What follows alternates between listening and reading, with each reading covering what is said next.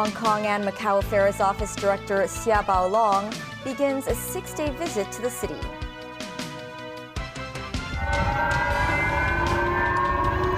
Air raid siren and train service suspension in Hokkaido, Japan, as North Korea conducts a new missile test.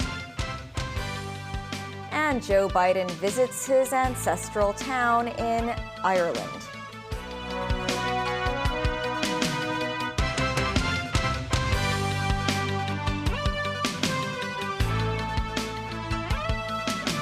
Hello and welcome to TVB News. Xiao Baolong, head of the Hong Kong and Macau Affairs Office, today kicked off his 6-day visit to Hong Kong, with much of his itinerary remaining under wraps prior to his arrival.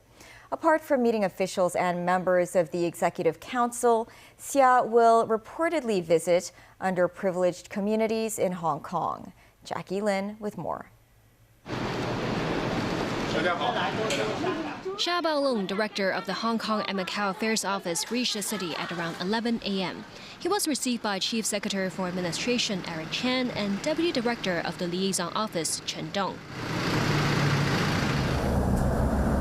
Little was disclosed about Xiao's official itinerary in Hong Kong beforehand, and a top Beijing official overseeing the city's affairs was escorted by traffic police officers along the way. His first stop, the country's Foreign Ministry office in Hong Kong. It's understood Xiao had lunch with Chief Executive John Lee there. In the afternoon, Xiao reportedly met SAR officials and Executive Council members at the Chief Executive's office.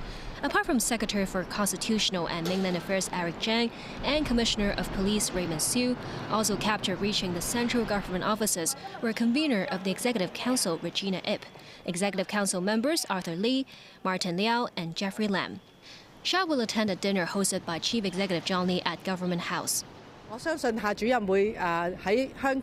Basic Law Committee member and lawmaker Priscilla Leung said Xiao's visit this time bears much significance to the city. She believes Xiao will engage in a wide array of work to take the pulse of Hong Kong that would help set the tone for the city's future development. During his stay in Hong Kong, Xiao will attend the opening ceremony for the city's National Security Education Day set for Saturday. Reportedly, his itinerary will also include visits to schools and universities, as well as wet markets to understand more about life and small businesses here in Hong Kong. Jackie Lin, TVB News. It's been around 3 months since the Top Talent Pass scheme was introduced. Among some 20,000 applications received, the government has approved nearly 12,000 applications. Secretary for Labor and Welfare Chris Sun revealed the latest figures in a newspaper article he wrote. He said the scheme has well exceeded authorities' expectations in popularity. Nearly 80% of the successful applicants are below age 40, and half are under 30 years old. Around 22% reported a yearly payroll of more than 2.5 million Hong Kong dollars. Visas have also been granted to more than 8,000 dependents. The Labor chief said these dependents will also contribute to Hong Kong society. With Hong Kong returning to normality, the aviation sector is looking to fill up its manpower shortage through recruitment drives in the short term. The sector aims to initially hire 25,000 people and an additional 70,000 after the 3-runway system becomes fully operational. The industry had also urged authorities to consider importing foreign workers as a solution to the lack of manpower. Timothy Lee tells us more. It has been several months since the airport resumed full operations, but the number of flights and travelers tell a different story. Commercial flights and their passenger volumes have only reached 60% and 40% of their pre-pandemic numbers respectively. Lawmaker Frankie Yick from the Transport Functional Constituency, along with representatives of several sectors, identified manpower shortage as a primary reason for the aviation sector failing to reach target numbers. The airport authority estimated that as of now, around 53,000 individuals work at the airport, compared to 78,000 prior to the coronavirus pandemic. A spokesperson for an engineering company working with the airport believes the aviation industry will need to hire 20,000 people in order to reach pre-pandemic levels of operation. But he added that recruitment may be difficult given the location of the airport from the city center. Meanwhile, some have criticized the airport's high operational costs, and in its current financial state, the airport will struggle to offer satisfactory wages. With the 3-runway system fully opening next year, an estimated 100,000 people will be needed to fill up relevant positions. Lawmaker Frankie Yick noted that the government can consider importing non-local workers, particularly from the mainland, to solve the manpower problem. He said the Hong Kong-Zhuhai-Macau Bridge could offer efficient transport to the SAR for such workers. Secretary for Transport and Logistics Lam Sai-hung earlier wrote on a blog that the airport authority had already completed a manpower review of the airport and will roll out related measures later this year. Timothy Lee, TVB News. Members of the Hong Kong Bar Association today spent their second day in Beijing. Today, the 20-member delegation visited the Hong Kong and Macau Affairs Office in the capital. The association's chairman, Victor Dawes, said he had talked to representatives of the office's Department of Law.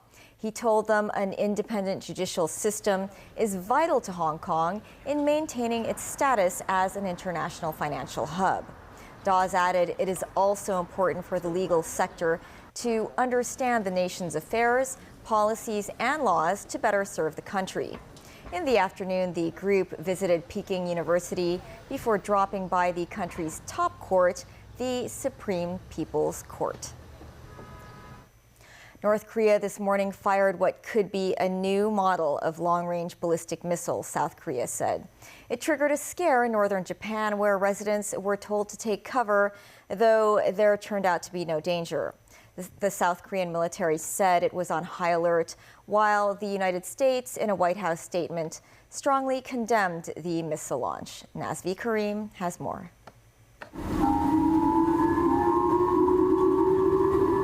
An air raid siren in northern Japan's Hokkaido island, followed by an evacuation warning. In its main city, Sapporo, screens at a train station tell commuters that services have been paused because of a North Korean missile that officials fear may hit the island. It turned out to be a false alarm by Japan's J-alert system. North Korea's first intercontinental ballistic missile, or ICBM, launch in a month saw what was possibly a new type of mobile weapon fall harmlessly into the sea between Japan and the Korean peninsula. But the fact that a rare evacuation order was even issued highlights the tensions that exist as Pyongyang continues its months-long testing of short-range and long-range missiles. The most recent launches are likely in response to joint US and South Korean military drills. Japanese Prime Minister Fumio Kishida said he would hold a 4-ministerial meeting of the National Security Council, as well as check the reliability of the country's alert system. Japan's Chief Cabinet Secretary Hirokazu Matsuno said North Korea's action was an outrage that escalates provocation to the entire international community and violates UN Security Council resolutions. On Wednesday, South Korea's Air Force conducted an aerial refueling drill with the KC-330 tanker pumping fuel into fighter jets while flying at 530 kilometers an hour. Nazvi Karim, TVB News. Meantime, Joe Biden made an emotional visit to both sides of the Irish border. In the north, the U.S. president spoke about the importance of maintaining peace.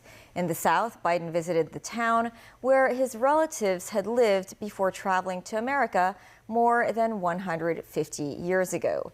David Garrett has more.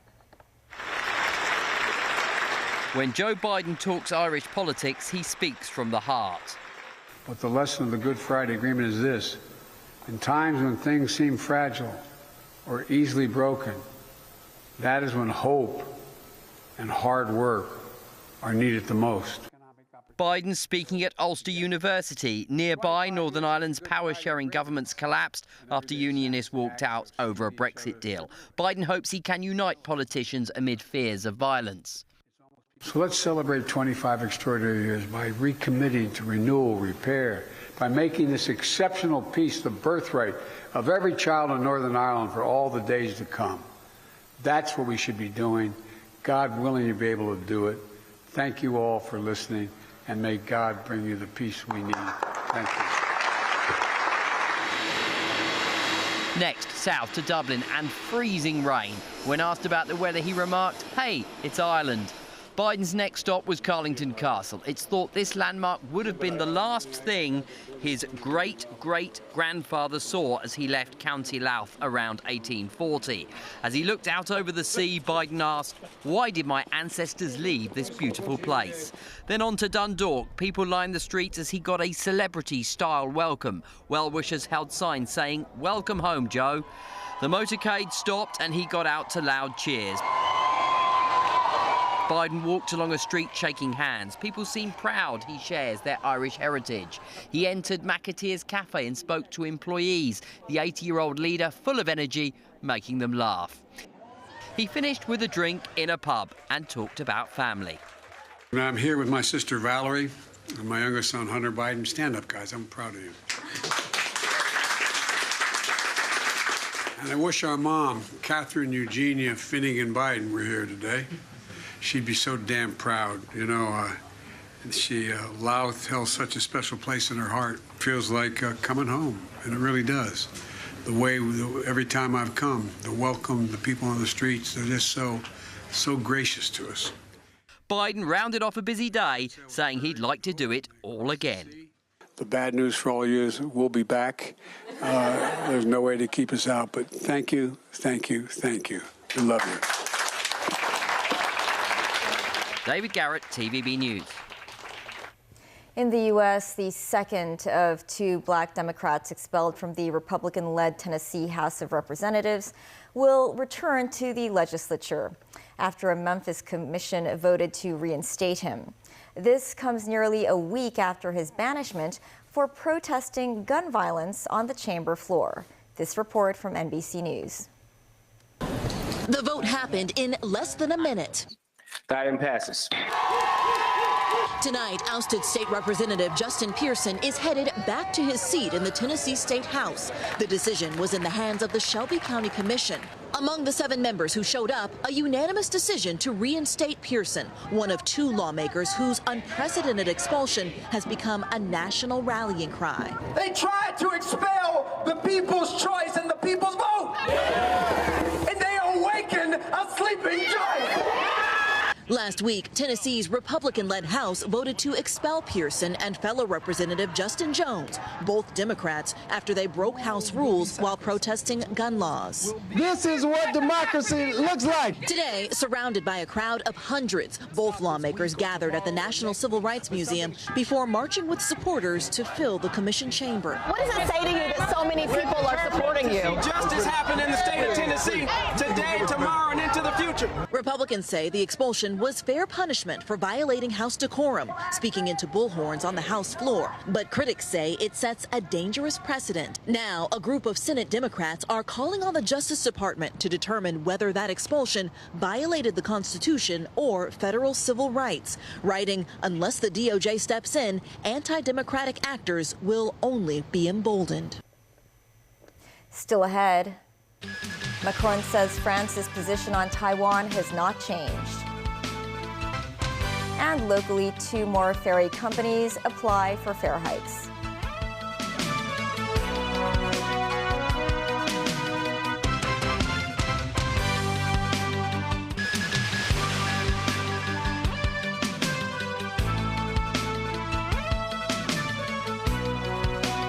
Welcome back. French President Emmanuel Macron said France's position on Taiwan had not changed and that he favored the current status quo.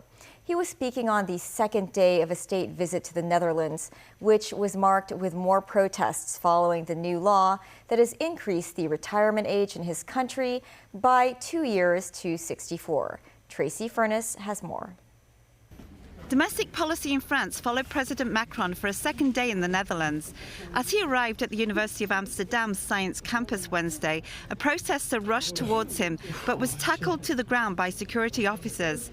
The man was heard chanting a popular song against the pension reform. We are here, even if Macron doesn't want us, we are here. And while the French leader was with King Willem-Alexander on the university campus, protesters outside the university building held banners in Dutch that read, "Macron, dictator of big business." This is French unions have called on workers to walk off the job and join protest rallies on Thursday for a 12th nationwide day of protests against the bill that makes the French work longer. Macron took a boat trip in Amsterdam with Dutch Prime Minister Mark Rutte before they both attended a news conference where the French president clarified his position on Taiwan. Et la même sur Taïwan, nous sommes pour le statu quo. The position of France and the Europeans is the same on Taiwan. We are for the status quo. This policy is constant. It is not changed. It is the one China policy and the pursuit of a peaceful settlement on the issue. That's what I said one-on-one to President Xi Jinping, which was repeated everywhere. We haven't changed. He was clarifying remarks published from an interview with French newspaper The Echo and Politico Europe this week, which cast doubt on whether Macron's views were in line with the European Union's position on Taiwan's status. Macron wrapped up his two-day state visit to the Netherlands at a working dinner with the Dutch Prime Minister and members of their governments at Amsterdam's Rijksmuseum. Tracy Furness, TVB News. Britain's Prince Harry will attend the coronation of his father, King Charles III, next month. But his wife, Meghan, will remain in California with their 2 children. This sends months of speculation as to whether the king's youngest son will attend the royal event following his high-profile and stinging criticism of the royal family. Prince Harry stepped back from royal duties in 2020. King Charles will be crowned at Westminster Abbey next month in a ceremony steeped in pageantry and traditions dating back 1,000 years. The guest list includes foreign heads of state and other dignitaries. 2 ferry companies are seeking fare hikes of almost 50% and 100% for services to outlying islands. Some residents find the proposed hikes unacceptable. Mimo Seng-ai reports. Amid a recent wave of public transport fare hike applications, companies running ferry services to outlying islands are the latest ones to seek approval from the government. Sun Ferry Services Company, which operates the Central to Changzhou and Mui Wo routes, has applied for a 45% increase in their fares. If the application is approved, the adult fare for weekday boat rides to Changzhou will go up from $14.20 to $20.60, and it will cost $24 to travel to Mui Wo. The company is also seeking a 45% fare hike for its inner harbour ferry services between North Point and Kowloon City and between North Point and Hong Kong. Meanwhile, Hong Kong and Kowloon Ferry has applied for a 100% fare increase for its services between Central and Sok Kwu Wan and between Central and Pengzhou. It is seeking to raise the fare for weekday boat rides from Central to Yong Shu Wan from the current $18.60 to $37.20. And on public holidays, the proposed fare for ferries going to Yongshuwan would be $51.80 and $65 for those going to Sokguwan. Many outlying islands residents find the proposed hikes unacceptable. This man, who lives on Changzhou, said the proposed fare increase is too much, putting a heavy financial burden on them. This Lemon Island resident is not pleased with news, as ferries are the only transport option for him to travel between the island and the urban area. Legislative Councillor Ben Chang called the ferry company's requests unreasonable, adding that fare hikes should be no more than 10%. Mimo Seng-ai, TVB News. That's the news. Thanks for watching. Bye for now.